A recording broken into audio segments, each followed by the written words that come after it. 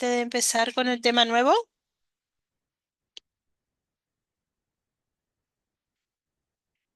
Porque hoy empezamos con digestivo.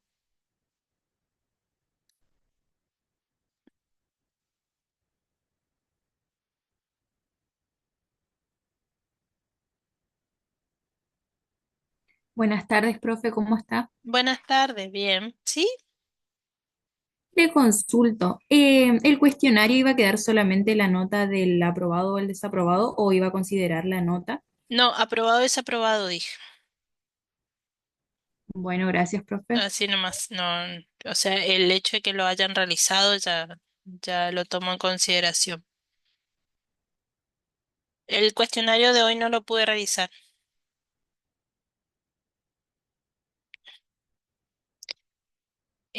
Hasta ahora quedaría habíamos quedado en 9, siempre y cuando todavía no tengo la confirmación si se va o no el licenciado Quiroga hasta allá. Y si no, quedaría el día 10 virtual. O sea, esta semana, la semana que viene estaría confirmando bien cómo vamos a hacer.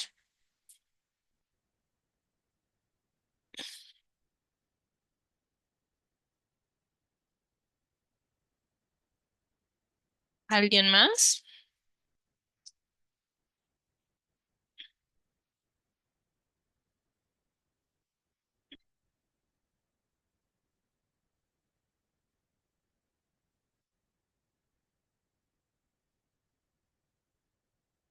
Bueno,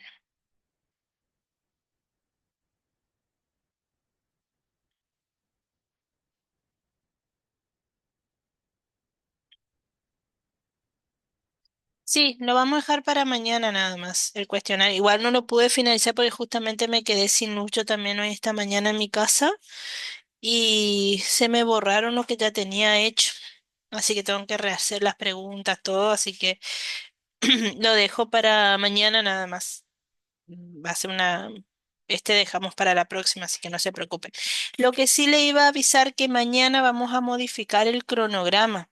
Recuerdan que ustedes tienen el cronograma y decía aparato urinario para mañana, pero mañana vamos a dar aparato reproductor femenino, porque el día sábado vamos a tener una clase conjunta con la licenciada de introducción a la obstetricia. Así que yo voy a estar yendo el sábado para allá.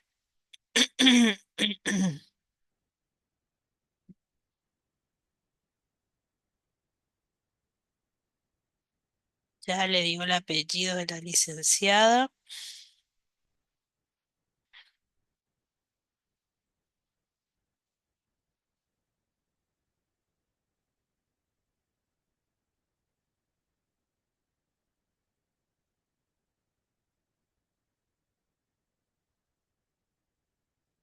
Rosa Gianelli.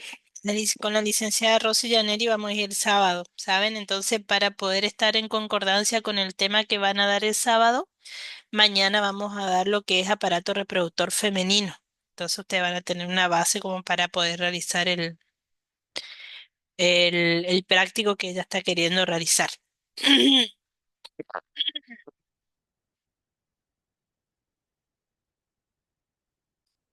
Bueno, si no van a hacer ni más preguntas, vamos a pasar al tema de hoy. Ay, qué corto. Que es aparato digestivo y glándulas anexas al aparato digestivo. Em, bueno, nuestro cuerpo, para poder obtener energía y poder realizar todas las funciones que realiza, tiene que tomar esa energía de algún lado y usualmente la fuente, sí, por favor en el chat todo pongan sus nombres. Usualmente esas fuentes de energía suelen ser a través de los alimentos o la degradación de los alimentos. Si bien el aparato digestivo es considerado un tubo que tiene dilataciones, tiene una entrada y una salida, la entrada de la boca, la salida es el ano. y por él nosotros incorporamos todos los nutrientes, lo que nuestro cuerpo requiere para su funcionamiento, no solamente para energía, sino también para reconstitución de los huesos, por ejemplo, adquirimos calcio, absorbemos hierro, absorbemos vitaminas A, B, C, D. Absorbemos lo que son otros oligoelementos como el magnesio, el fósforo, los ácidos grasos que también se requieren para la síntesis de algunas proteínas y la renovación de lo que son las membranas plasmáticas de nuestras células. Entonces, como todo aparato, vamos a iniciar, tiene su orificio de entrada que es la boca o también conocida como cavidad bucal. Acá lo que va a pasar es que vamos a introducir el alimento, ya se hace un primer proceso de lo que es la digestión a través de la saliva. Acá nosotros metemos el alimento junto con los dientes, la lengua, lo que se hace es tratar de triturar, ablandar, moler ese alimento y luego llevarlo junto cuando levantamos la lengua lo llevamos hacia atrás al esófago. El esófago no es nada más que primero faringe, luego esófago, no es más que un tubo de paso entre lo que es la faringe, la orofaringe y el estómago. Después se continúa acá en el estómago, se hace todo lo que se llama la digestión, el inicio de la digestión química junto con el ácido clorhídrico del estómago se degrada en partes más pequeñas, ¿no? Acá en el estómago se suele absorber alcohol, un poco de agua, alcohol, también se suelen absorber algunos oligoelementos, algunos em, AINES también se suelen absorber acá. Básicamente lo que hace el, el estómago al moverse y al liberar lo que es el ácido clorhídrico es degradar en parte más pequeña ese alimento que nosotros introducimos en nuestra boca y lo transforma en una pasta que se llama quimo. Y una vez que esa pasta estuvo ahí en el estómago, usualmente este proceso puede tardar de 2 a 3 horas, aunque va a depender del metabolismo de la persona pasa al intestino delgado y es acá donde se produce la continuación de la digestión química, donde acá sí ya se rompe las moléculas, em, perdón, se rompe ese alimento en moléculas cada vez más pequeñas o moléculas elementales, como son los hidratos de carbono, en el caso de los que son los glúcidos se transforman o lo degradan en hidrato de carbono, las grasas en ácidos grasos, las proteínas en aminoácidos, oligoelementos conjuntos se separan y se los mantienen por separado, ya que, por ejemplo, nosotros consumimos el cloruro de sodio, que es la sal, pero nuestro sistema no incorpora el cloruro de sodio combinado, sino que incorpora el cloro por un lado o el cloruro, porque en realidad pierde un electrón, y el sodio por el otro. No, por ende, es ahí, en esa primera parte del intestino delgado y después en la segunda, donde comienza a absorberse moléculas que son necesarias para que nosotros podamos realizar nuestras actividades. Y luego, cuando hay cosas que utilizamos y hay cosas que no, lo que no utilizamos continúa su viaje por este tubo y llega a lo que se llama intestino grueso y es acá donde se absorbe más agua y todo lo que desecho que nuestro cuerpo no utilizó o quiere eliminarlo al exterior, pasa a formar parte de lo que es la materia fecal y luego por el ano se expulsa. A este sistema digestivo le vamos a agregar glándulas anexas que son las glándulas salivales, la más grande la parótida que tenemos acá por debajo de la oreja y cerca de la rama ascendente del maxilar inferior, el que está por sublingual, que está por debajo de la lengua, también es una glándula anexa al hígado y el páncreas. Entonces vamos a iniciar por la cavidad bucal. En algunos libros también le hablan como una caverna. Y como tal, al darle ese concepto, la mayoría coincide en que tiene un techo o bóveda que está constituido por lo que se llama el paladar duro y paladar blando. Paladar duro no es más que parte del maxilar superior y de los palatinos que se encuentran por detrás de esos maxilares, que si nosotros tocamos con la lengua tiene como un aspecto rugoso. Y terminando esos palatinos se encuentra el paladar blando, que está un poco más atrás, que esto ya es tejido, es un tejido fibroso que permite ahí la inserción de los músculos y es también un tabique de separación entre lo que es la cavidad bucal y los orificios nasales que estaban por arriba, que lo vimos la semana pasada. Entonces, esta caverna o bóveda tiene un techo, paladar duro, paladar blando. Tiene un piso móvil constituido por la lengua, tiene un pabellón que está constituido por la arcada dentaria superior e inferior y una entrada que serían los labios. Entonces, acá lo que me faltó decirles son el istmo de las fauces y las amígdalas.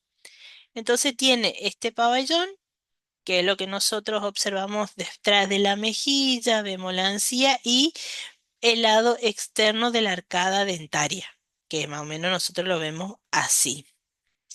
Esto es el techo de la boca, esto es el paladar duro, por eso dice hard, y soft paladar blando. De este paladar blando, que no es más que mucosa y tejido, se desprende la úvula.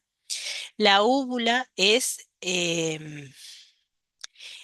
un órgano muy sensible que tiene el reflejo nauseoso. O sea que si ustedes tocan la uva van a tener ganas de vomitar.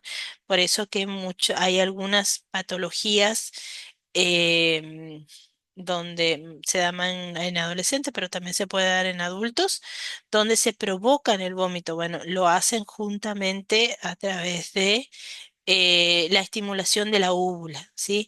De ahí que parte para llegar al diagnóstico de esto se suele observar las manos de estas personas, niños, niñas, adolescentes que se provocan porque al provocarse el vómito suelen dañarse junto por los dientes, se dañan la parte dorsal de la mano.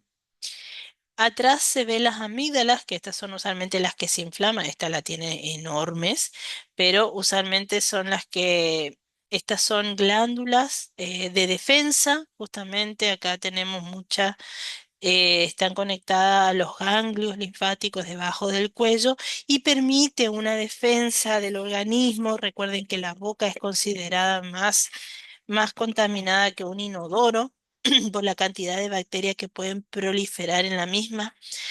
Eh, por ende, tenemos acá una glándula que nos ayuda en esa defensa. Estas amígdalas se suelen notificar como tonsil, por eso en algunos cuadros por ahí van a leer que el médico en vez de poner amigdalitis, pone tonsilitis. Está hablando exactamente de lo mismo, está hablando de las amígdalas. Que mucha gente se opera porque esto a veces suele tender a agrandarse demasiado y puede provocar ronquido, apnea del sueño. Entonces se suelen retirar estas amígdalas en algunos niños pequeños o en adultos también. Entonces vamos a pasar a hablar de la lengua. Em, Esto es un órgano musculoso muy móvil. Hay algunos que lo tratan solo como músculo o una masa muscular constituido por 17 tipos de músculos diferentes. Como nosotros no operamos, no es necesario que sepan cómo se llama esos 17 músculos, sí tienen que saber que es un órgano muscular muy móvil, interviene en la masticación, de hecho con ese movimiento nos ayuda a formar lo que se llama el bolo alimenticio, interviene en la deglución, o sea, permite llevar eso que metemos en la boca hacia atrás y tragarlo. Y a su vez es el órgano del gusto, nos da el sentido del gusto. La mayoría está distribuido de esta manera. El dulce en la punta de la lengua, por eso cuando queremos saber si algo es dulce, lo ideal es llevarlo en la punta de la lengua. Los salados están usualmente a los costados, hacia la parte de atrás, pero también lateral están lo que es el sabor ácido y hacia el fondo el sabor amargo. Por eso a veces cuando tragamos una cosa no le sentimos que sea dulce, pero cuando estamos a punto de tragar sentimos que tiene un gusto amargo.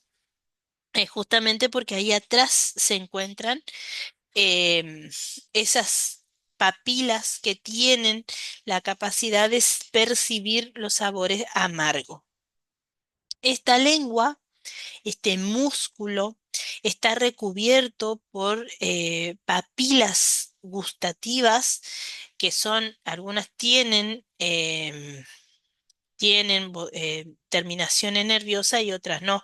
Fíjense que la parte sensitiva está alrededor de la lengua y en el fondo, en esta V que forman acá. Sin embargo, todas estas que están acá en el interior no son em, gustativas, no tienen la capacidad de distinguir entre los sabores. Son las más abundantes, se llaman papilas filiformes y no poseen, vuelvo a repetir, terminaciones nerviosas para determinar el gusto. Las papilas fungiformes son más numerosas en la punta, justamente esta nos da lo que es el sabor dulce y es la que están bien en la punta de la lengua.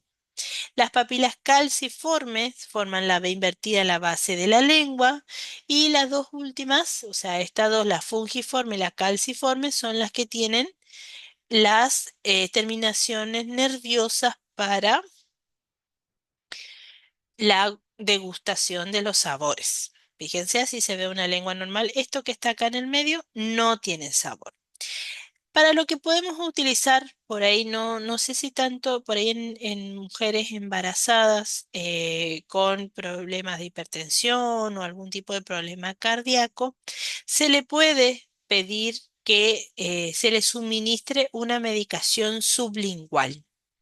La idea de la administración sublingual está, les vuelvo a repetir, más orientado hacia lo que son las enfermedades cardíacas, la hipertensión. Lo que intenta al administrar esta medicación sublingual es utilizar el sistema renina que se encuentra bien debajo de la lengua, que es una red venosa que drena su contenido directamente en lo que es la vena lingual que va directamente a la subclave y de ahí al corazón. La ventaja de esto que no pasa por el hígado, sino que se absorbe a torrente sanguíneo y pasa directamente al corazón y de ahí al resto del cuerpo. Ahora ya vamos a ver por qué el hígado toma una importancia en la administración de medicamentos. Pero sepan que se suele utilizar ahí debajo de la lengua el sistema renina, que es el sistema venoso. Para poder nosotros, ya vimos ya que la cavidad bucal tenía un techo, un piso, ya vimos la parte de la lengua. Ahora vamos a ver cómo hacemos nosotros para cortar y hacer más pequeño esos alimentos. Para empezar, lo hacemos a través de los dientes. Una persona adulta tiene aproximadamente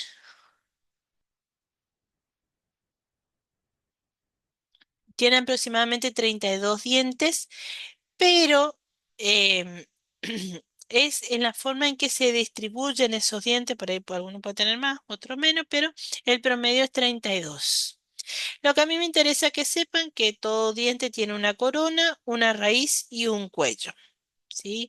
Usualmente el cuello, la corona es lo que nosotros vemos, que está recubierto de un esmalte de calcio. El cuello es justamente ahí donde inicia la entrada en la encía y bueno, la raíz es lo que está inserto que puede llegar al que puede no, llega al hueso.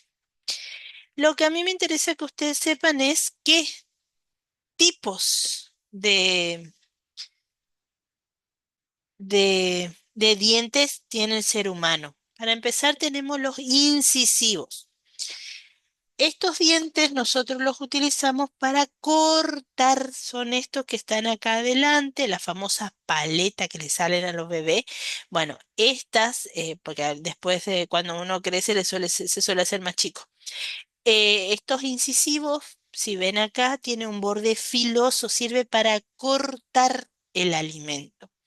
Los caninos que están un poco hacia los costados, que son estos, justamente se parecen a los dientes, a los caninos del perro, por eso reciben nombre, sirven para desgarrar el alimento, sobre todo si es algo fibroso, algo musculoso, si estamos comiendo carne. Recuerden que el ser humano es un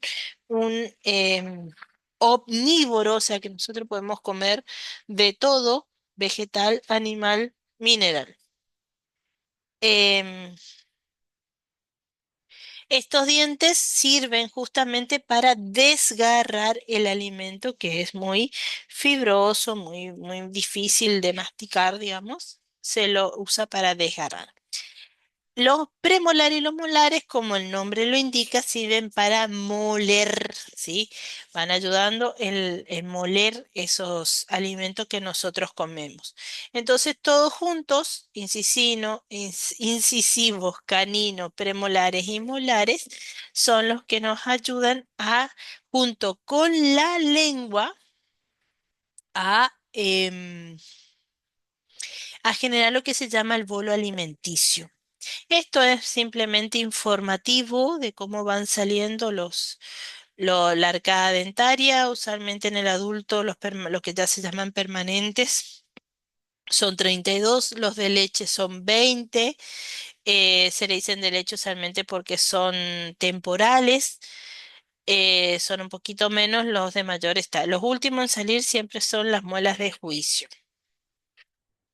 Entonces, nosotros con los incisivos cortamos, con los caninos desgarramos, con los otros dientes molemos y junto con la lengua, el paladar duro y paladar blando, formamos lo que es el bolo alimenticio. Este bolo alimenticio, yo ya le dije un poquito antes, ya comienza su proceso digestivo en la boca, la digestión química propiamente dicha. Eso se da gracias a la saliva que es secretada por estas glándulas salivales, la más grande, la parótida. Fíjense que está justo por debajo del oído y sobre la rama ascendente del maxilar inferior. Vierte su contenido ahí cerca del segundo molar superior. O sea, por eso es que muchas veces cuando ustedes tienen que hacerse algún tratamiento de conducto o algún tipo de tratamiento dentario, van a ver que de ese lado el odontólogo le pone un algodón.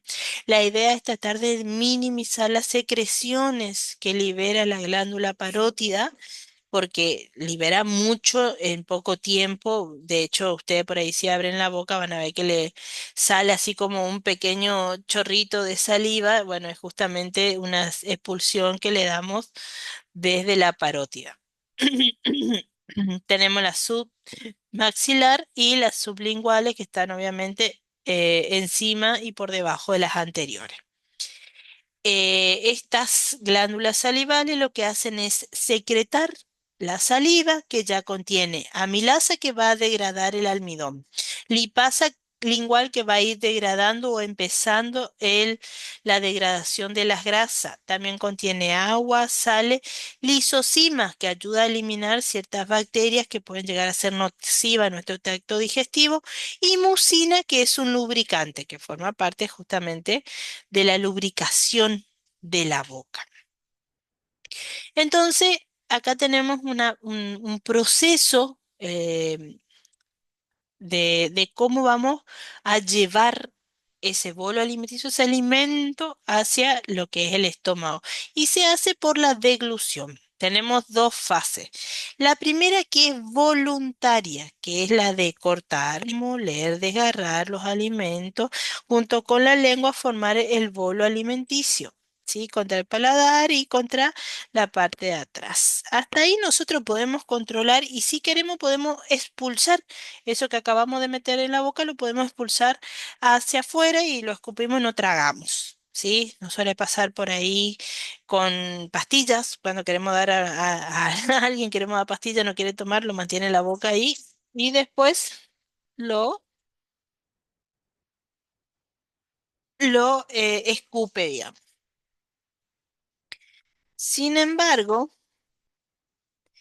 hay una fase que se llama fase oral faríngea, en la cual ésta se considera involuntaria, donde es un acto reflejo, donde el paladar blando se eleva, cierra la cavidad nasal, pues, justamente para que el alimento no se vaya por ahí, y eh, permita que el alimento pase directamente a lo que es el esófago y directamente hacia el estómago. Ese acto reflejo pasa cuando nosotros llevamos el alimento bien atrás en la parte de la B de la lengua se levanta, la epiglotis se cierra para evitar que vaya el alimento hacia lo que es la laringe, se levanta el paladar blando y cierra lo que es la cavidad nasal, o sea, las coanas que están acá la cierra, y este bolo alimenticio cae, por eso se llama istmo de la fauce, porque cae, y una vez que pasa ese istmo ya no se lo puede retraer, excepto que provoquemos el vómito. Por eso se dice que es un acto reflejo involuntario. Por ahí nos sirve, por ejemplo, si tenemos algún paciente excitado, algún paciente que no quiere tragar su medicación, le podemos llevar bien la pastilla detrás de la lengua, le damos un poquito de agua y la pastilla se va solo, ya no la puede escupir, ¿sí? Por eso se lleva. Y en caso de que tengamos la mala suerte de que el paciente justo habló, justo hizo algo y la pastilla o lo que le dimos al paciente se va por la boca a lo que es los pulmones, esto es atragantamiento, se puede llevar a cabo las maniobras de Heimlich, que no es más que aumentar la presión intraabdominal para aumentar la presión intratorácica y así lograr la expulsión a través de la tos o de la salida violenta de aire de ese elemento que haya entrado al sistema respiratorio. Por ahí es muy efectivo cuando son niños muy pequeños o adultos mayores que comieron algo que no deberían y nos sirve justamente para eso, para poder expulsar esa, ese elemento que consumió y se fue hacia los pulmones. Hasta acá, ¿alguna pregunta que quieran hacer? ¿Algo que quieran que vuelva a explicar?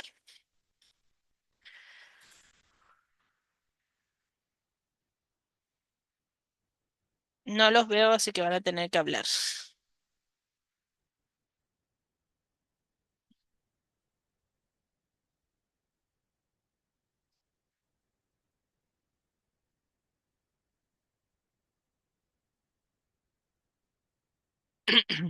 Bueno, sigamos entonces. Ya pasamos por la boca, nosotros teníamos este alimento. Que lo ingerimos, lo llevamos a la boca, lo masticamos, los cortamos con lo incisivo, desgarramos con los caninos, molimos con los molares, junto con la lengua y la saliva armamos el bolo alimenticio. De ahí pasamos a la faringe, nosotros ya vimos lo que era la faringe, que era em, ese tubo en forma de embudo que se conectaba a la base del cráneo, que tenía tres orificios, la rinofaringe, la orofaringe y la laringofaringe.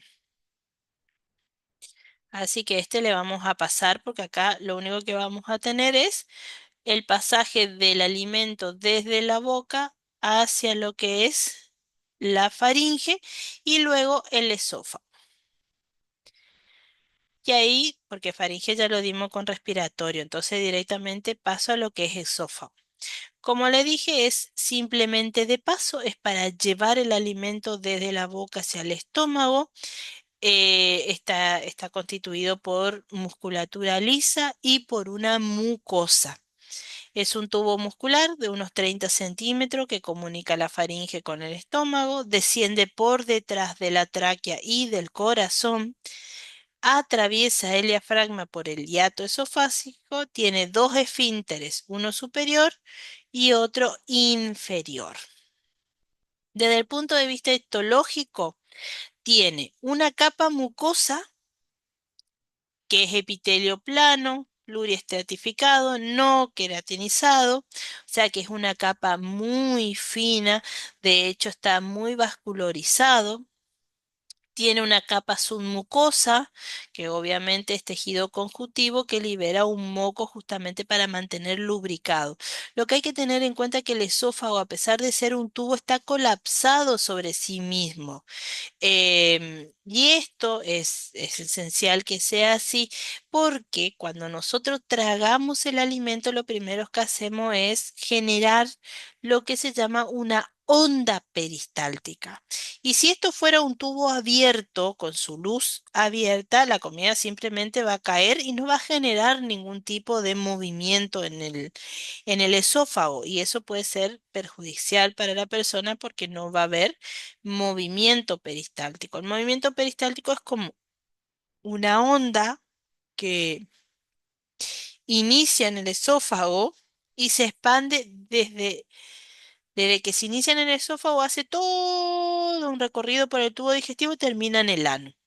Ese movimiento peristáltico que es continuo, que con el hecho de estar tragando saliva, nomás nosotros ya estamos activando el movimiento peristáltico, hace que todo lo que tengamos dentro de nuestro tracto digestivo circule, por decirlo de alguna manera, en un solo sentido. Entonces nosotros lo que comemos sí o sí tiene que salir por la parte del ano. No hay vuelta atrás, excepto que se provoque el vómito. Luego tiene una capa muscular, son de músculos lisos, perimetrales y longitudinales, responsables de los movimientos peristálticos, y una capa adventicia de tejido conectivo, ¿sí? La luz usualmente se habla sobre el interior, está colapsado sobre sí mismo. Entonces, ¿qué son estas ondas peristálticas? No son más que contracciones de la musculatura lisa que empujan, en este caso, el bolo alimenticio hacia el estómago. Por eso es un tubo aplanado, ¿sí? Y esta onda afecta a todo el tracto digestivo. La primera que inicia nada más va en el esófago empujando lo que es el bolo alimenticio. Y en el estómago, esta onda va a hacer que los músculos se muevan en diferentes direcciones, haciendo que la formación del quimo o lo que nosotros tragamos se vea en movimiento como si fuera un lavarropa. Bueno, se mueve así de un lado al otro por los movimientos peristálticos para permitir que el ácido clorhídrico degrade ese pedacito de chuleta, ese pedacito de la alita del pollo, lo que fuese que comimos, lo vaya degradando en porciones más pequeñas. Y así va formando lo que se llama el quimo. Y entonces llegamos ahí, llegamos al estómago, una vez que se pase el esfínter esofágico inferior, llegamos al estómago. En la mayoría de la bibliografía habla de que es una dilatación del tubo digestivo. Fíjense que como que se agranda en esa parte y luego se vuelve a un tamaño más pequeño. Tiene forma de J, en algunos libros más viejos hablan de que se parece a una bota de vino, a esas botas, esas recipientes que se hacía de cuero para almacenar y transportar vino. Bueno, a eso se refiere con bota de vino.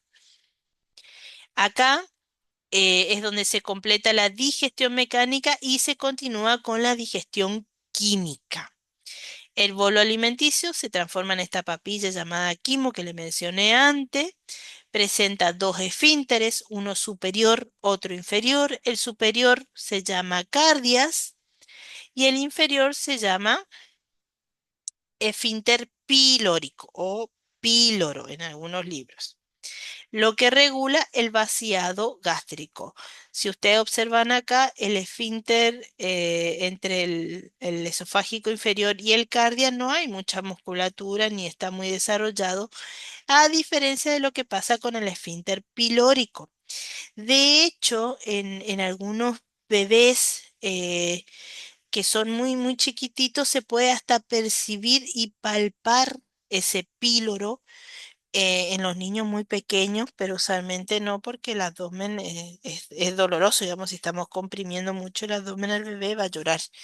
pero hay en algunos bebés que se palpa poniendo la mano nada más y haciendo un ligero recorrido con los dedos se pueden palpar perfectamente el píloro, porque es un anillo muscular de músculo liso. Siempre que digo muscular estoy hablando de músculo liso, que es diferente del músculo estriado, porque este músculo liso tiene un movimiento involuntario, que es esta onda peristáltica.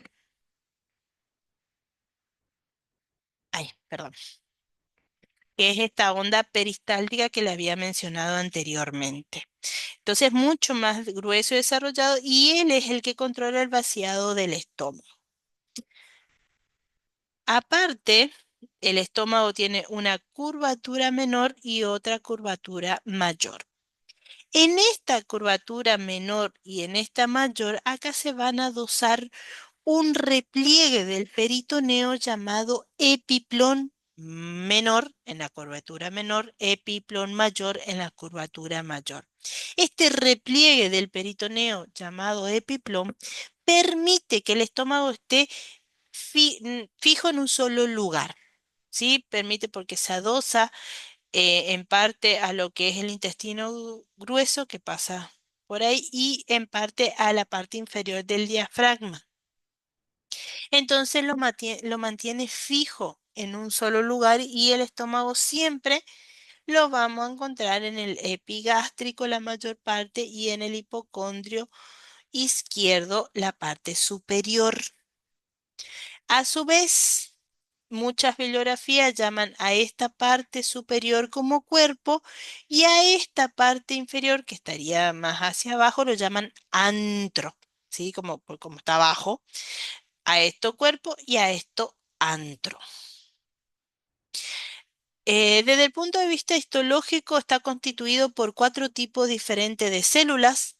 Tenemos las células principales que van a producir el pipsógeno en contacto con el ácido clorhídrico, se transforma en pecina, enzimas que degradan las proteínas. En el antro pilórico segregan lipasa gástrica que actúa sobre algunos lípidos, las células parietales que producen el ácido clorhídrico, las células mucosas que segregan una mucosa protectora de la pared del estómago y las células G que producen gastrina, que es una hormona que estimula la secreción de ácido clorhídrico. Además, esta gastrina, perdón, esta hormona gastrina, aparte de estimular el estómago, también suele estimular a otras glándulas, como por ejemplo al páncreas y al hígado para que secreten cuando el estómago tiene comida copiosa, secreten sus secreciones en el duodeno, ahí que está muy cerquita, vamos a ver que está muy cerquita del estómago,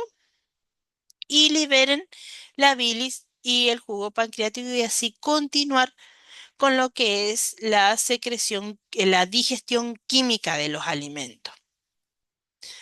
A su vez, para estar protegido, fíjense que tiene múltiples capas. Tiene una capa mucosa, que es la que va a proteger y está muy bien desarrollada, muy bien vascularizada, que tiene sus componentes para las glandulitas para liberar el ácido clorhídrico. Tiene que ser así de gruesa para poder soportar el ácido clorhídrico. Muchas veces esta mucosa es susceptible de ser invadida o infectada por un tipo de bacteria llamada Helicobacter pylori, que es una bacteria que le gusta vivir en un medio ácido. Por eso muchas veces la gastritis suele ser infecciosa y es esta Helicobacter pylori el que lo infecta. Después el resto el resto de las bacterias suelen ser eliminadas por el ácido clorhídrico. La Helicobacter pylori le gusta vivir en un ambiente ácido. A su vez, tenemos las fibras musculares circundantes, longitudinales, todo de músculo liso, obviamente, que al tener esta distribución, fíjense, una circulares y la otra longitudinales, al contraerse al mismo tiempo genera ese movimiento como de lavarropa, ida y vuelta, estoy hablando de lavarropa a paleta, digamos, donde se mueve de un lado al otro, permitiendo que todo el alimento pueda, se mueva y esté en contacto con el ácido clorhídrico, se vaya degradando y así vaya formando el quimo. Recuerden, este proceso puede durar de 2 a 3 horas, aunque depende del metabolismo de la persona. Hay personas que tienen un metabolismo más rápido y en 1 hora ya hace su digestión y el quimo desaparece. Y hay otras personas que después de comer una comida copiosa, necesitan entre 4 y 5 horas para recién vaciar su estómago. ¿Estamos? Entonces, el promedio de 2 a 3, pero va a depender de el metabolismo de esa persona.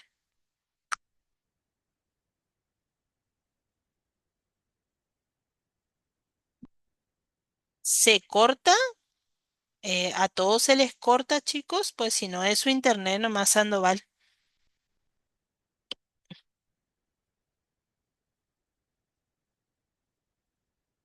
Ah, es el internet. Bueno,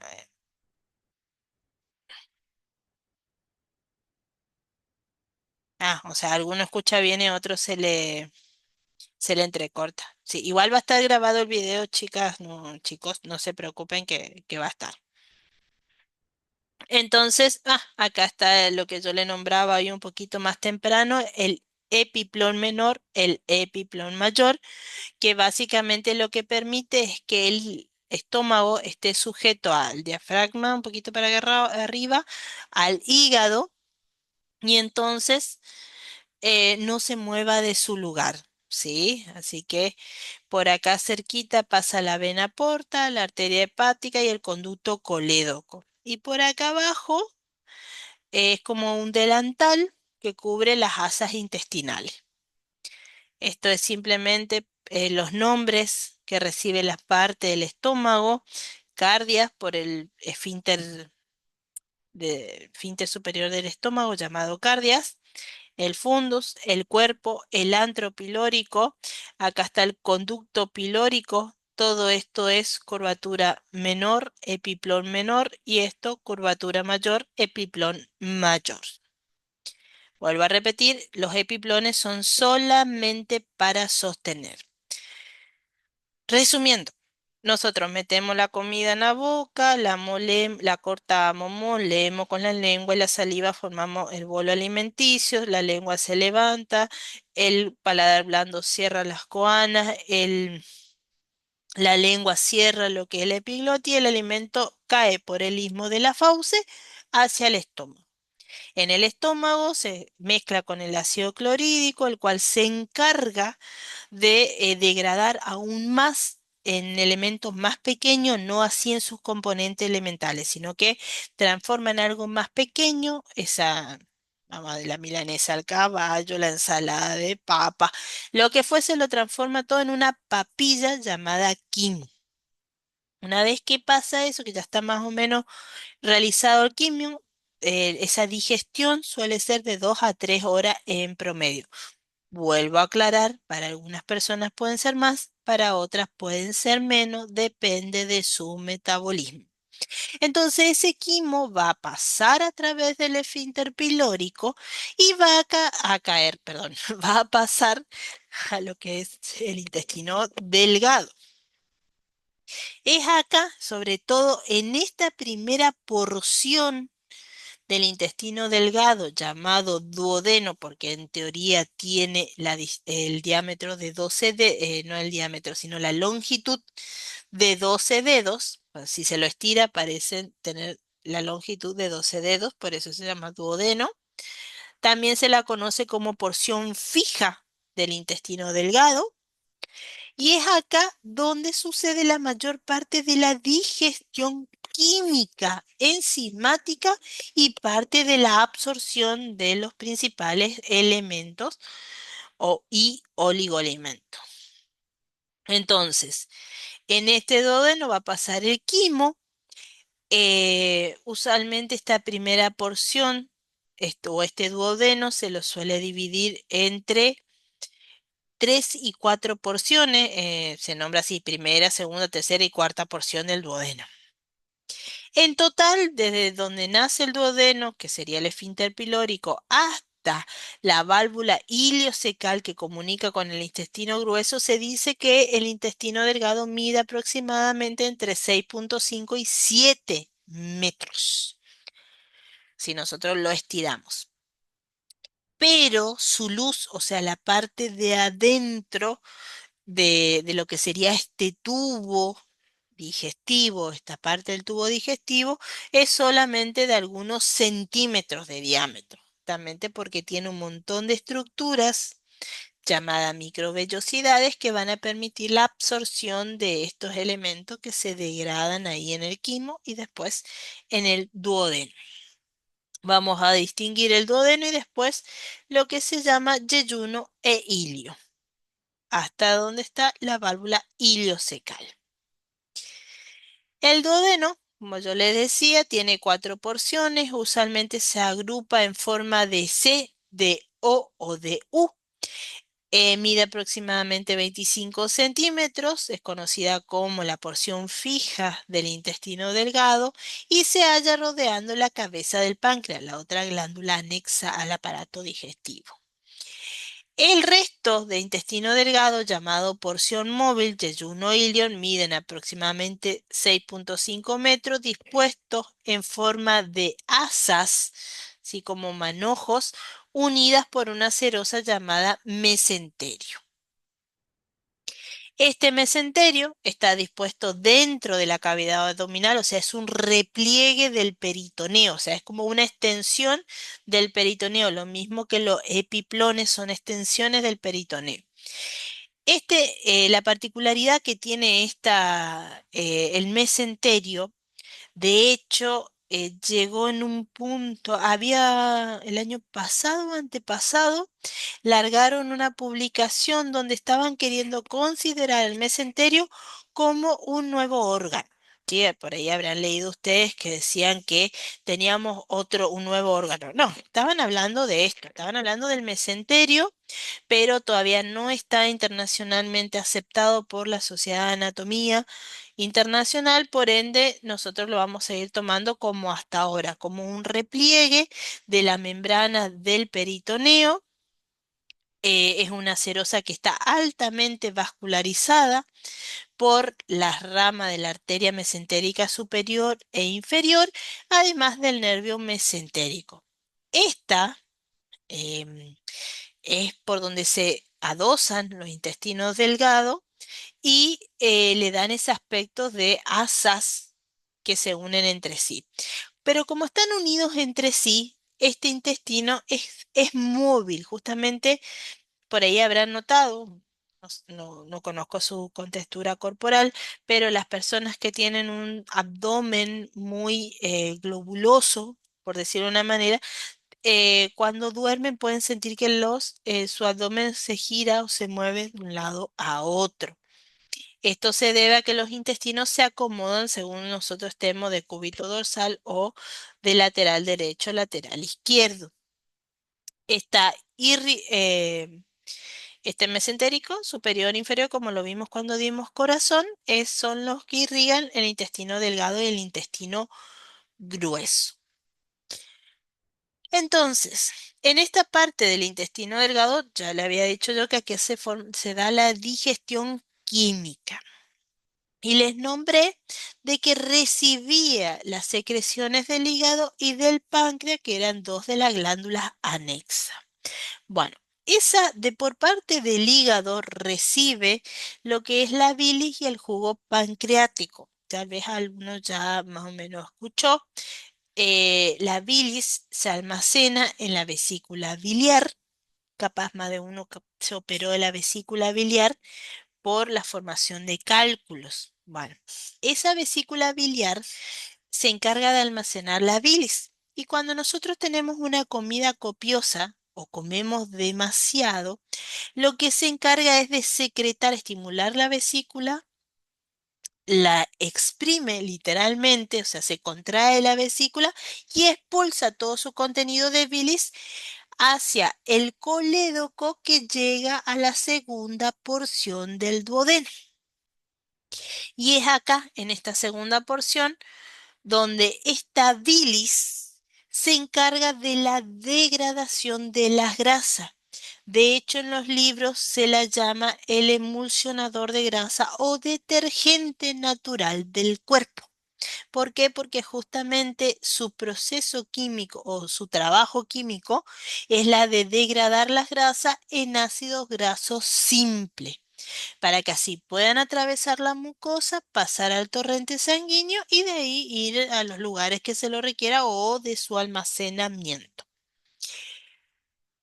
A su vez, recibe por parte del páncreas las secreciones llamadas jugos pancreáticos, que se encarga de la degradación de las proteínas. Vamos a ahondar, ahora cuando vemos glándulas anexas, vamos a ahondar un poquito más en esto. Pero yendo acá a la anatomía propia de la segunda porción del duodeno, estos dos conductos, el de el colédoco que trae la bilis y el pancreático principal, que suele ser llamado también conductor de Windsor, en muchos libros actuales solo se lo llama conducto pancreático, porque recuerden, están queriendo dejar de utilizar los nombres propios, pero en algunos viejos todavía se le llama conducto de Windsor. ¿Sí? Es el principal. Luego tenemos el conducto pancreático accesorio, que es un poquito más pequeño, que en libros viejos se le llama como conducto de Santorini. Entonces, estos dos conductos llevan bili, jugo pancreático y se encuentran o tienen un puntito en común en la ampolla de Vater, ¿sí? Que tiene esta ampollita de Vater donde se junta la bilis y el jugo pancreático, un esfínter llamado esfínter de Oddi. Es por eso que algunas personas que han tenido, por ejemplo, piedras en la vesícula, suelen tener obstrucción o congestión del páncreas. ¿Por qué? Porque esa piedrita sale de la vesícula biliar, migra acá por el colédoco y viene y se enclava en lo que es esta ampolla de váter, y a veces tiende a irse hacia el conducto pancreático y obstruirlo.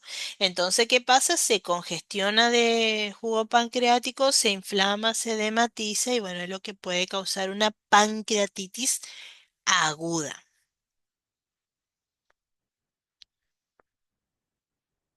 Como yo le decía, la luz o el interior del intestino es muy pequeña, de cuestión de centímetros, por justamente la presencia de estas microvillosidades que lo que hacen es aumentar los puntos de absorción de los nutrientes y oligoelementos del intestino. Em, si no hay ninguna pregunta con intestino delgado, antes de continuar,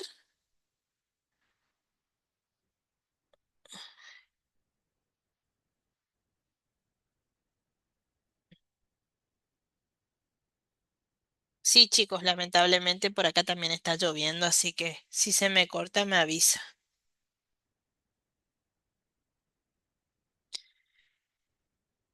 Antes de continuar con el resto del intestino, como estas dos glándulas grandes anexas al intestino delgado vuelcan su contenido acá en la segunda porción del duodeno, vamos a hablar de ellas. Para empezar, la más grande es el hígado, de hecho es la más grande del organismo, pesa 1,5 kilos sin sangre. No sé si yo no soy, no me gusta, pero lo he comprado simplemente para mirar. El tema del hígado de la vaca es bastante similar a nuestro hígado, es no tan grande obviamente porque es de la vaca, pero tiene una similitud bastante con nuestro hígado, donde se puede ver claramente el color rojo oscuro, rojo pardo también en alguna bibliografía. Es de una consistencia blanda, pero no espero, sino que en el ser humano vivo, este hígado también se le suele llamar friable, o sea, no solamente blando, sino friable.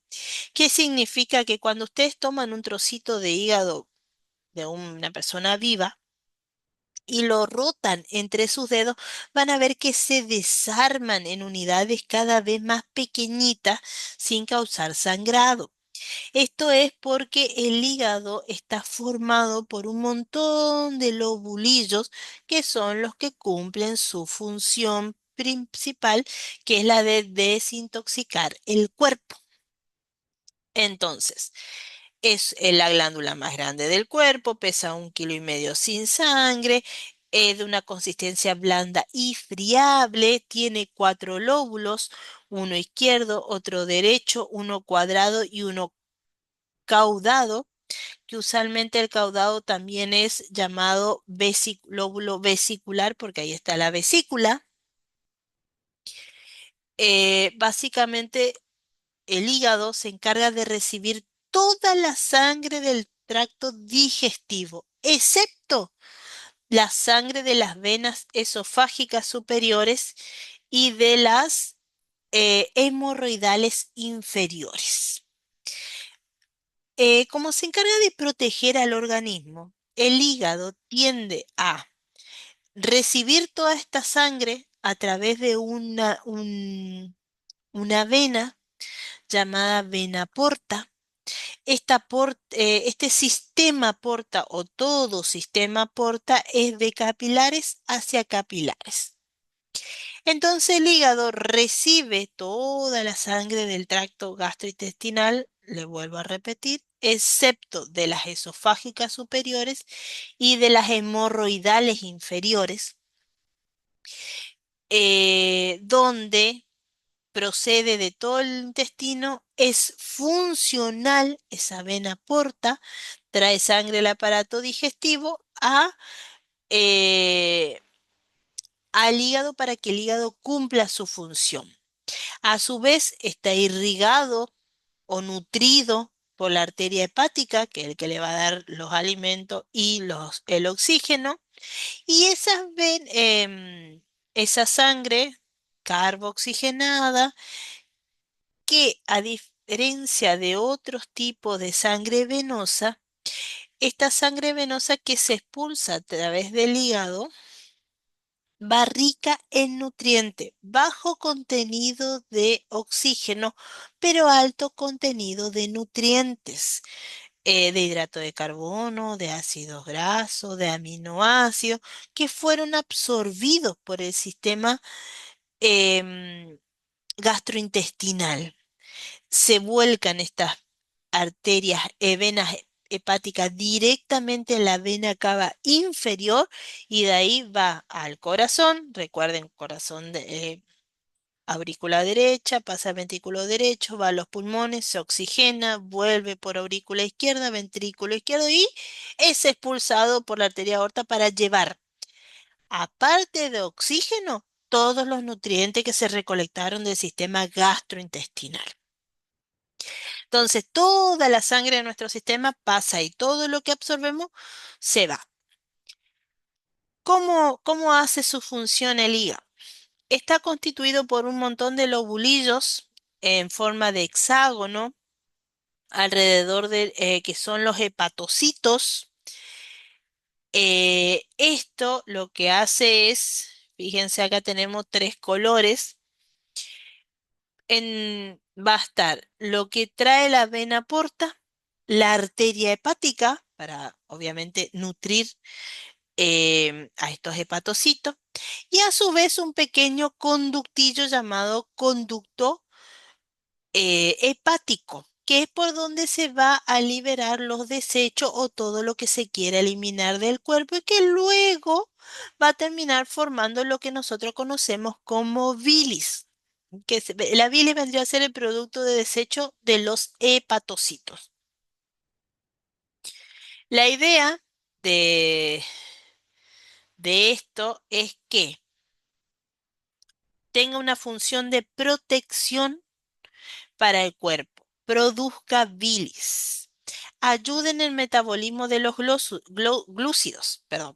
Ustedes más o menos ya están dando este tema: glucólisis, glucogenólisis y gluconeogénesis. Estamos hablando de la forma en que se destruyen los hidratos de carbono, se generan hidratos de carbono y se generan desde cero hidratos de carbono.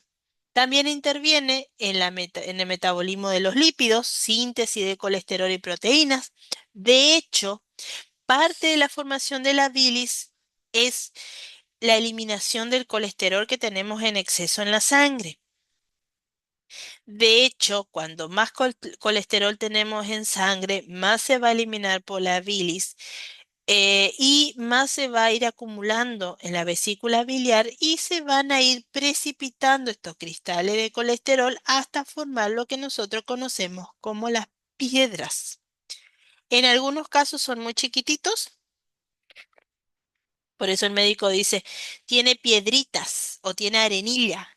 En realidad lo que está hablando es que tiene cristales muy pequeñitos de colesterol, pero a medida que va quedando eso ahí en el tiempo, va a hacerse más y más grande. Y hay algunos que no se dan cuenta nunca y llegan a tener hasta una sola piedra que abarca todo el saco vesicular.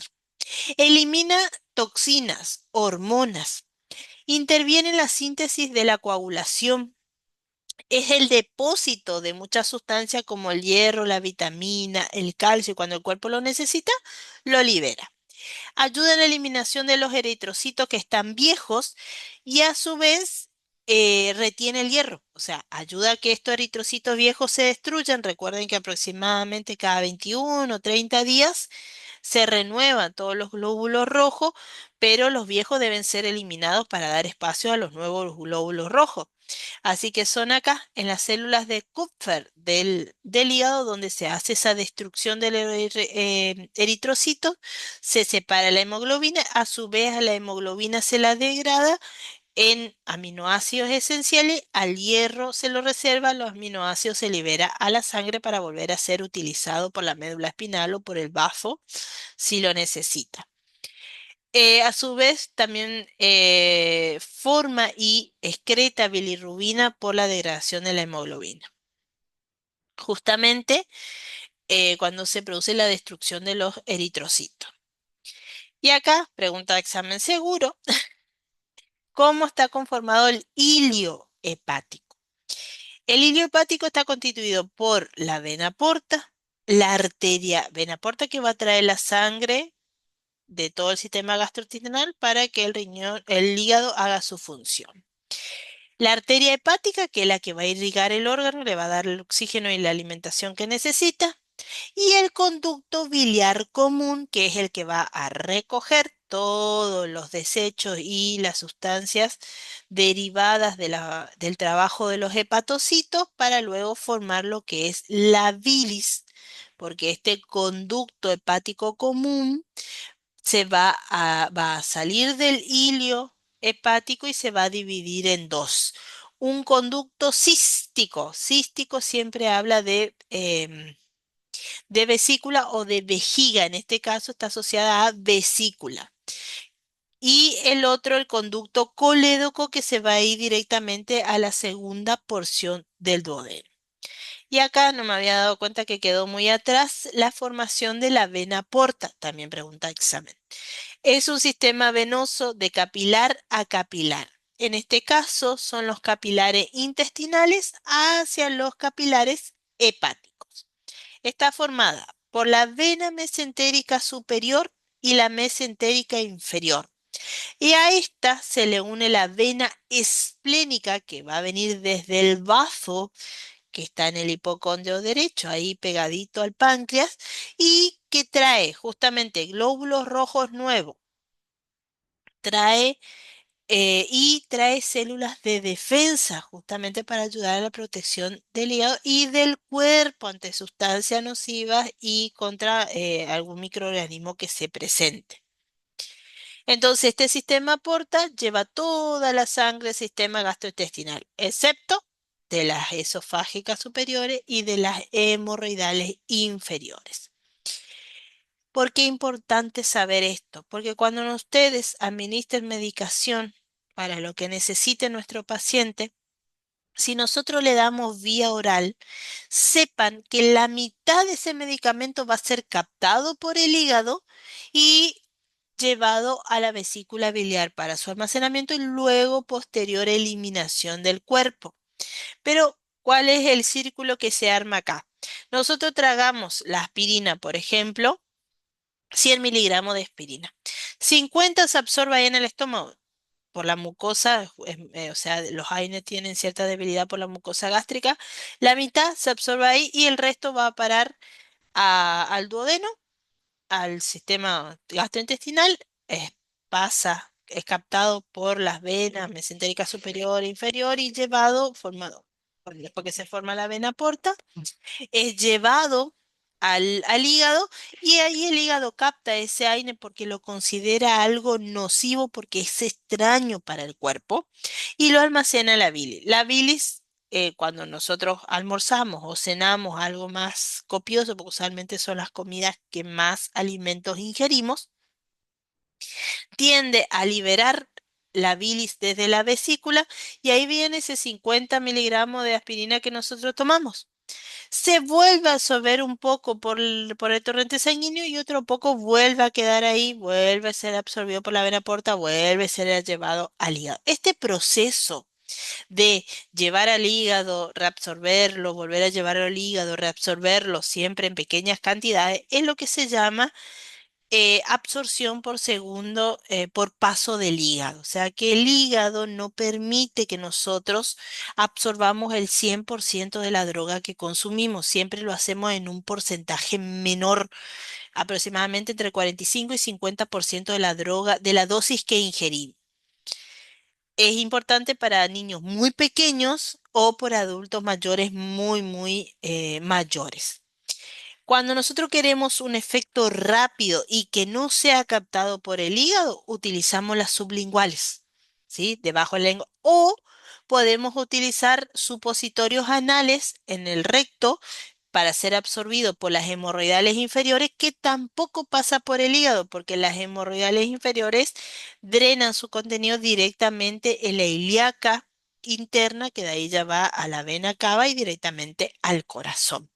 Por eso es que hay diferencia en la administración de determinados medicamentos, en la elección de la administración de medicamentos según el efecto que queremos y la vía que vamos a utilizar. Entonces la bilis, como yo ya le nombré, es una emulsión de grasas, neutraliza la acidez del quimo y favorece la absorción de los ácidos grasos. Contiene sales biliares, proteína, colesterol, hormona, además de pigmento de color verdoso que es la bilirrubina. Por eso nosotros tenemos que estar, por ahí ustedes tienen que estar atentos, sobre todo cuando reciben a un bebé, qué tipo de vómito presenta ese bebé. Porque si es biliar de tipo verdoso, está viniendo contenido desde la bilis hacia el estómago. Y eso puede pasar cuando hay una estenosis o no funciona el píloro.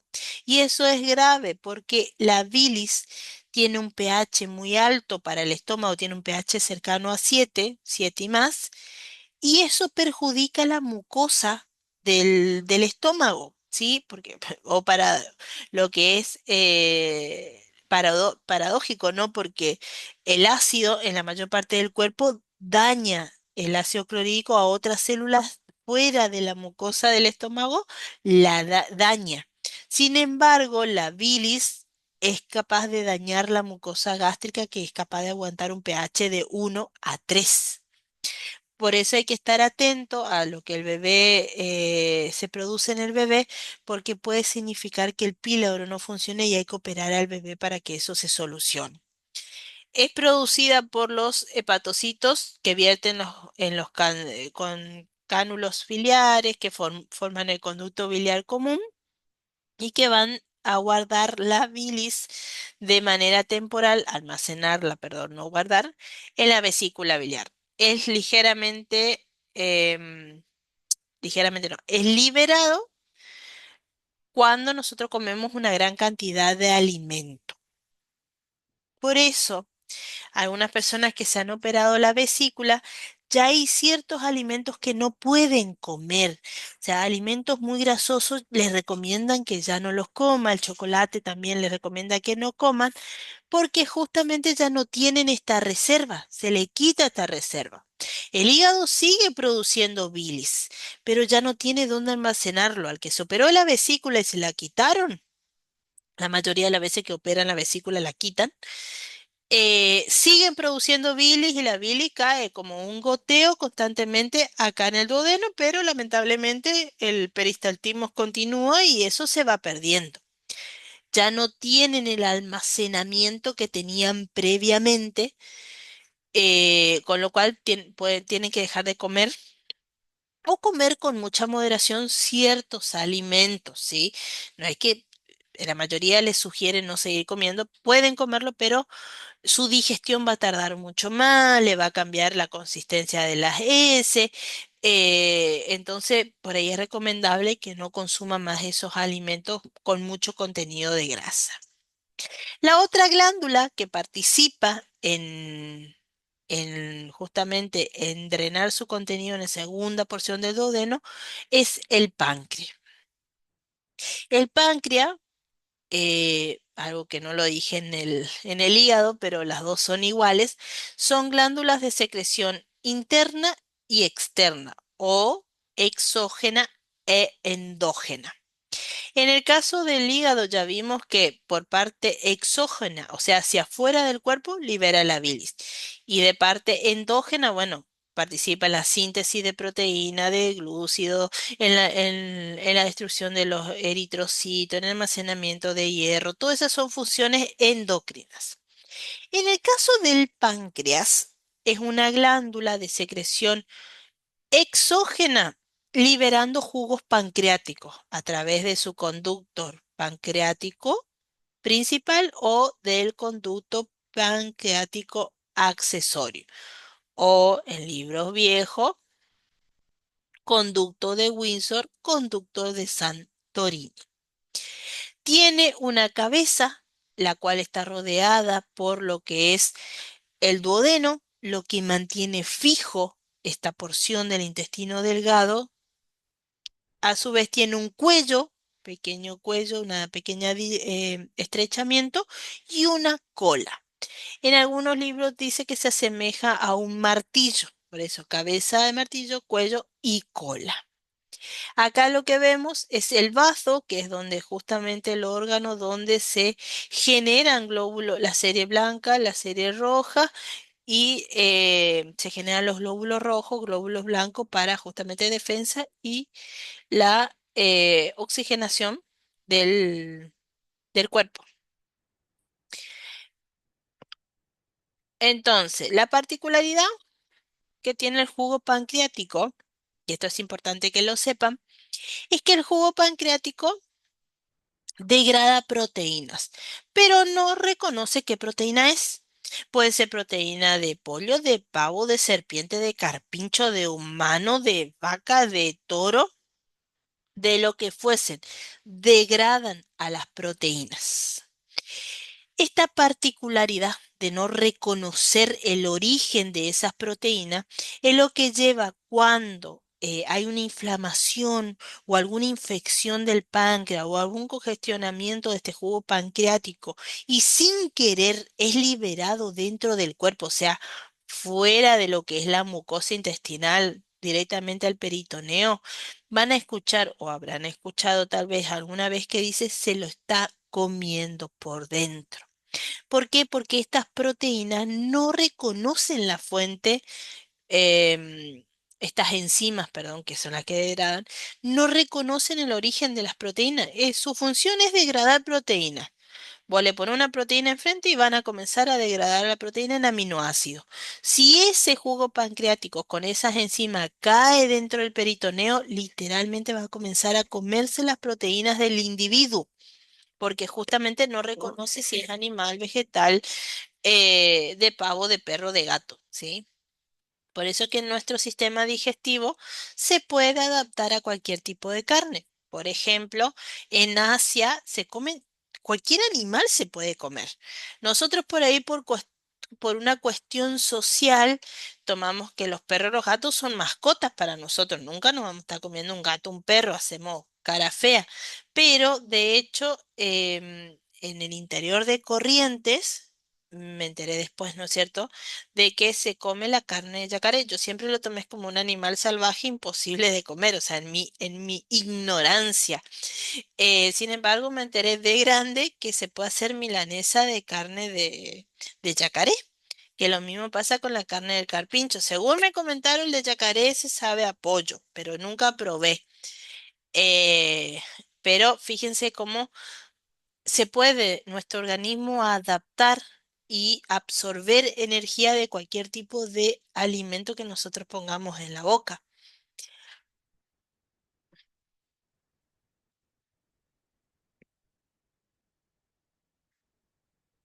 ¿Probaste, Isaurralde? Yo nunca probé. Sí, tengo una curiosidad enorme. Ah, mira vos. Sí, la de surubí probé. Eh, sí, sí. Bueno, sábado me puedes preparar. No, nunca probé, pero sí me habían dicho eso, es justamente que sabe a pollo, eh, pero ambos son ricos. Mira vos, qué bueno. No, así que eso me habían dicho, pero a lo que voy, el punto central, el punto de esto es que nuestro cuerpo tiene la capacidad de degradar cualquier tipo de proteína, sea de origen animal o vegetal. En este caso, yo le había dicho que tiene forma cónica, en realidad forma de martillo, mide unos 25 centímetros de longitud, 5 de grosor, no es muy grande. En su función endocrina, o sea, la secreción que libera hacia adentro del cuerpo, lo hace a través de las glándulas de los islotes de Langerhans. En estos islotes de Langerhans se encuentran las células betas que son las que segregan, primero fabrican y luego segregan insulina y glucagón, que son los que regulan los niveles de glúcido o mal llamado azúcar en sangre. Entonces, de manera natural, una vez que nosotros comemos, los glúcidos en sangre van a crecer, ¿sí? Van a aumentar en número. Entonces se va a liberar insulina para lograr que esos bajen a niveles más aceptables. Y en caso de que bajen demasiado, ahí las células beta pueden liberar glucagón, es un hiperglucemiante, o sea que aumenta la cantidad de glucosa en sangre. Les recuerdo que no sé si se los dije, pero se lo voy diciendo, el cerebro con lo único que se alimenta es con glúcidos, o sea, con azúcar, hidratos de carbono. Por ende, nuestro cerebro sin eso no funciona. ¿Ah? O sea que sí o sí tenemos que consumir algo de glúcidos en el cuerpo. Mm. Acá está lo que le decía yo. Este jugo pancreático contiene enzimas, amilasa, lipasa, tripsina, quimotripsina, peptidasa, nucleasa pancreática y bicarbonato. Si ustedes buscan la función de toda esta es la degradación de las proteínas, de los hidratos de carbono, del quimo, todo para lograr justamente que se queden en sus elementos básicos que son hidrato de carbono, ácido graso y aminoácido en el caso de la proteína. Llega al duodeno a través del conducto de Windsor, se une al conducto colédoco y desemboca en la ampolla de Bacter. También existe un conducto accesorio, como yo le decía, que es el de Santorini. Entonces, ¿qué hace en general nuestro sistema digestivo? Paso de sustancias desde el estómago, desde el tubo digestivo hacia la sangre y la linfa. Diariamente se absorben 9 litros de agua que contienen más o menos 500 gramos de nutrientes. Cuando hablo de nutrientes, recuerden, hidrato de carbono, ácido graso, aminoácido, calcio, magnesio, fósforo, vitamina y demás. Los nutrientes penetran los capilares sanguíneos, confluyen en la vena porta que los lleva al hígado. Las grasas penetran los vasos quilíferos que van en concordancia con los vasos linfáticos y entran justamente a la red linfática y ahí se van acumulando. Las vellosidades y microvellosidades intestinales proporcionan una superficie de absorción de 300 metros cuadrados. O sea que todo esto ustedes por ahí lo van a profundizar un poquito más cuando den la parte de fisiología. Toda la parte, acá le di la parte química anatómica, ustedes más o menos ya dieron la parte de bioquímica, bien cómo funcionan estos procesos, porque si nosotros nos ponemos a pensar dentro, todos estos nutrientes tiene como objetivo llegar adentro de la célula y lograr generar lo que es la molécula ATP, que el ATP se utiliza como moneda energética para todas las funciones de la célula. O sea que el fin último de comerte un pollo, una milanesa de yacaré, es obtener energías, obtener nutrientes que te proporcionen energía para crear ATP, que es lo que va a hacer funcionar a las células, el interior de las células, todas las células y obviamente si funciona una célula, el conjunto de células va a funcionar ese órgano y si funciona ese órgano, se va a llevar a cabo todo el proceso. Una vez que nosotros terminamos de ingerir todo aquello, ya sea líquido o elementos que no utilizamos, va a pasar al intestino grueso a través de esta valvulita llamada iliocecal que permite que todo lo que quedó y no se absorbió dentro del intestino delgado pase al intestino grueso. Como su nombre lo indica, este intestino grueso es mucho más corto que el intestino delgado, solamente mide 1,5 metros. Sin embargo, también es más grueso en su luz. O sea que acá se nota patente la diferencia entre lo que es 1 o 2 centímetros de la luz del intestino delgado a los casi 6 centímetros de la luz o la parte interior del intestino grueso. En él se absorben todo lo que sea el agua, iones inorgánicos y formación y eliminación de las heces fecales.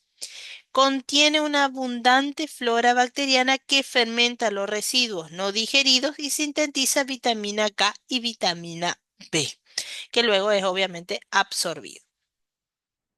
Acá ingresan todo lo que conocemos, lo que queda del intestino delgado a través de esta válvula que es la válvula ileocecal.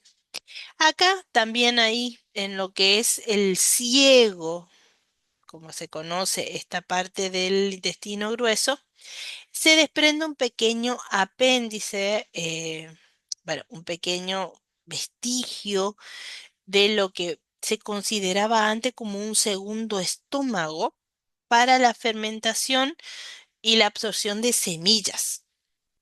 Entonces quedó como una pequeña prolongación de lo que fuese un antiguo estómago, se le llamó apéndice, bueno, se lo llamó, no se lo llama apéndice.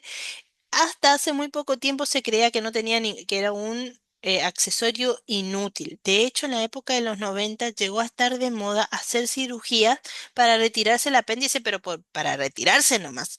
O sea, no había ninguna complicación, pero hubo una moda para retirarse el apéndice.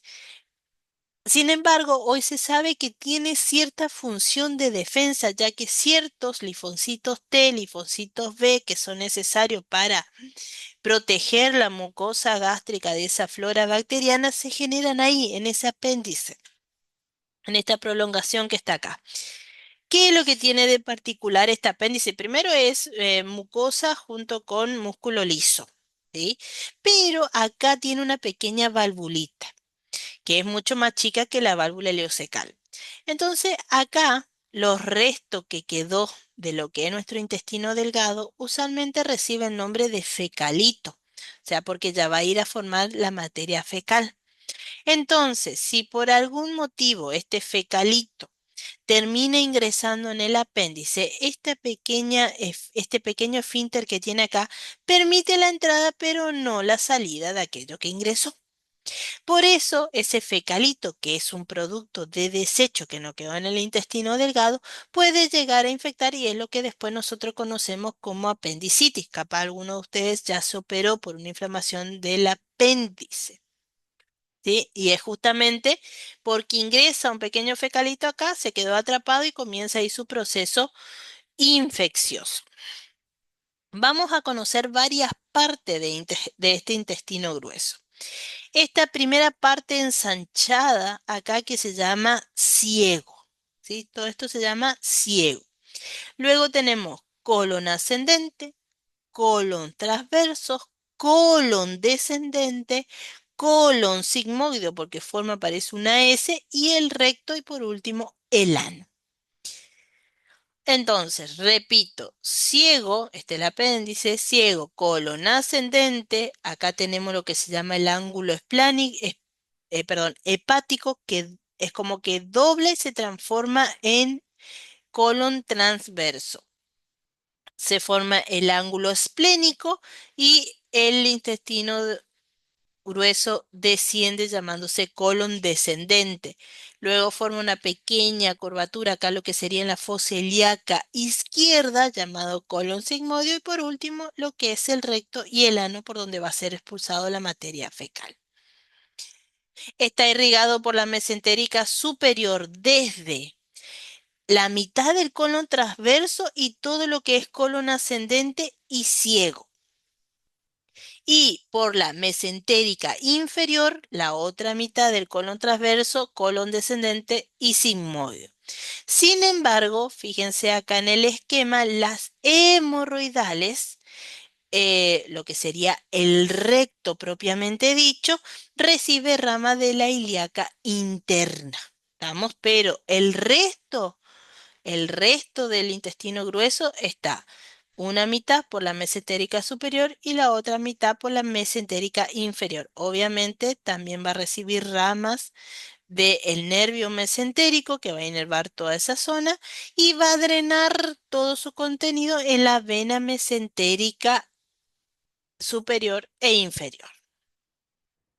¿Qué va a pasar acá con esos fecalitos que venían del intestino? Van a formar las heces fecales que están hechas de los residuos que quedaron de los alimentos no digeridos, por ejemplo, de la celulosa, células epiteliales del epitelio intestinal que se van renovando constantemente y de bacterias intestinales que queremos eliminar del cuerpo. Presenta un olor característico debido a la fermentación pútrida de las proteínas y de la flora bacteriana también. Su forma depende del tiempo que pase en el colon. Por ejemplo, si esa mamá está viniendo ya con 8 o 9 meses, nosotros le preguntamos cómo va de cuerpo y nos puede indicar que ella le dice que hace trocitos duros y pequeñitos y que va cada 5 o 6 días. Entonces podemos estar en presencia ante un estreñimiento importante. Esto hay que evaluarlo, hay que tenerlo en cuenta, hay que avisar, hay que pedirle al personal de enfermería que vigile a ese paciente, que le dé mucha agua, que procure que vaya al baño, porque si durante el parto la mujer está pujando.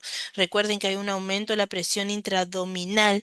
Puede llevar a que una gran cantidad de materia fecal que está ahí dentro del recto y no sale, se impacte y después la persona requiera cirugía para retirar toda esa materia, ese bolo fecal que quedó ahí estacionado. Entonces siempre hay que preguntar a la paciente cómo va de cuerpo, cuál es su rutina y demás. Si hace como salchichas compuestas de fragmentos, es un ligero estreñimiento. Lo normal o fisiológicamente aceptable son las de tipo 3 y 4, donde son como una morcilla con grietas en la superficie o totalmente lisa como una serpiente. Tipo 5, 6 y 7 ya se consideran como que tiene falta de fibra o directamente diarrea, sobre todo el 7 que es acuosa sin ningún tipo de contenido de material sólido, totalmente líquida. En sí, la función del intestino grueso es regulación nerviosa mediante el sistema nervioso entérico, regula la actividad del músculo liso y de las glándulas que secretan en él.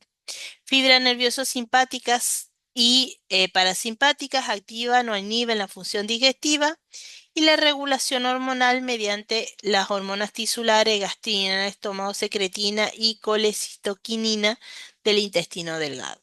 Es decir, que nuestro intestino grueso no es que está ahí nomás de paso, sino que tiene una gran inervación propia de las ramas, por ejemplo, esto que habla de mediante el sistema nervioso entérico, habla de que recibe ramas de lo que es el tronco del plexo solar, ¿sí? Recibe ramas del plexo solar, que es la terminación del nervio vago que viene allá que es el par craneal.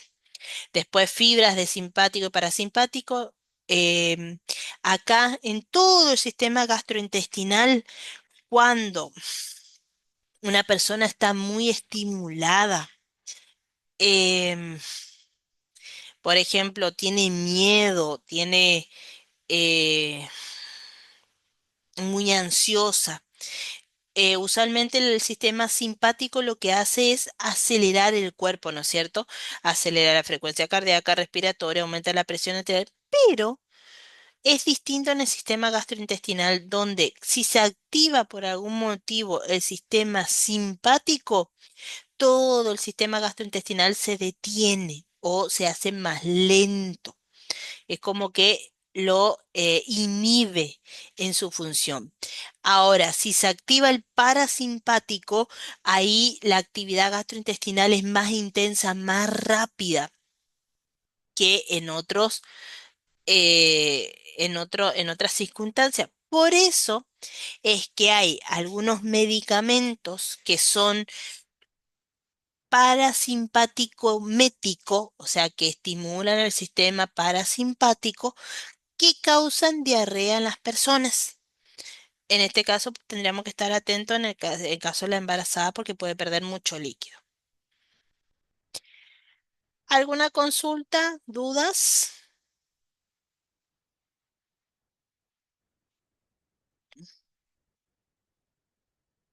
Vos se degrada como el pollo que ahí lo de la...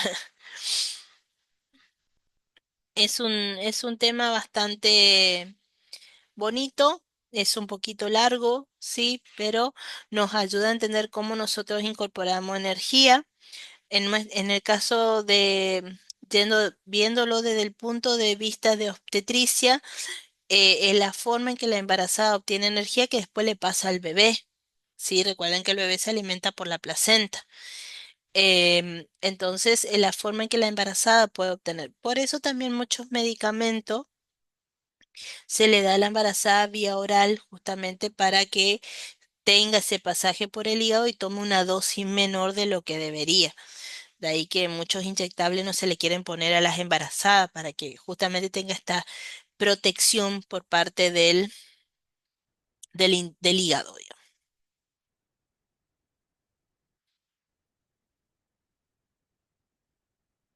Entonces no tiene ninguna pregunta. Mañana les preparo los de respiratorio. Recuerden que cambia el cronograma por mañana. Mañana vamos a dar sistema reproductor femenino. Ahora yo les subo el power de aparato reproductor. Va a estar los dos juntos.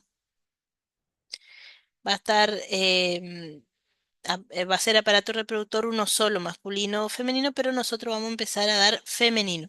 Si llegamos completo con masculino y me va a quedar solamente aparato urinario, y si no, bueno, haremos la semana que viene urinario y después em,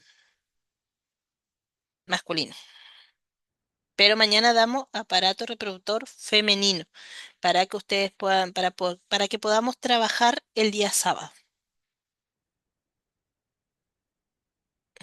Sí, entran todos los sistemas en el parcial: circulatorio, respiratorio, digestivo, urinario y aparato reproductor femenino y masculino. Lo que no va a entrar es sistema nervioso central, que eso lo doy después del parcial y que no entra en él, pero sí va a entrar en el final. En el final sí se pregunta.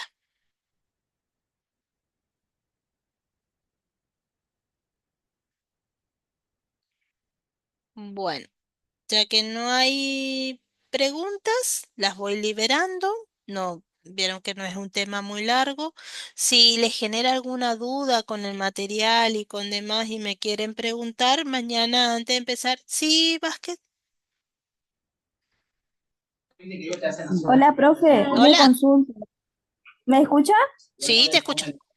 Para el final, para los que sacamos menos de 8 en el primer parcial, ¿vamos a rendir ya como final, como regular? Mira, suele haber a veces, hay creo que una mesa ahora en julio, pero nosotros cerramos ahora el 19 de junio, con lo cual ustedes tendrían la chance de presentarse ya en la mesa de julio. El problema es el Sui Guaraní, ¿sí? Yo cargo las notas, pero tienen que impactarse para que a usted le dé como regular o promocional dependiendo de cuánto saquen su nota. Entonces, ay, em, suelen aparecer en la primera mesa como libres, pero yo voy a tener mi, mi listado, digamos, de aprobados, desaprobados, promocionados y lo voy a tomar en la condición en la que ustedes quedaron en la materia. Que quedó como regular, rinde como regular. El promocionado no rinde, porque justamente esa es la calidad de la promoción. No rinde, final. Los regulares sí rinden. Usualmente yo suelo ser oral, pero voy a ver cómo me permiten. Porque si me permiten modificar mi horario a un sábado, yo me voy allá, Bellavista, y le tomo a usted oral, pero hasta ahora no sé cómo nos vamos a manejar con ese tema de los finales, pero sí ya tenemos mesa ahora para julio y principio de agosto. Creo que tienen agosto, octubre y noviembre, y 2 meses en diciembre. Así está el cronograma.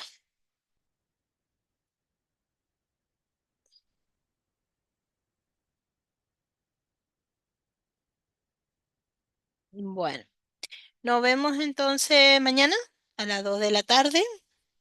Espero que ya esté mejor el clima y nos podamos conectar todos. Igual yo grabo esta hora y les voy subiendo en el aula. Para los que no se pudieron conectar, que no se preocupen que va a estar subida la clase de hoy.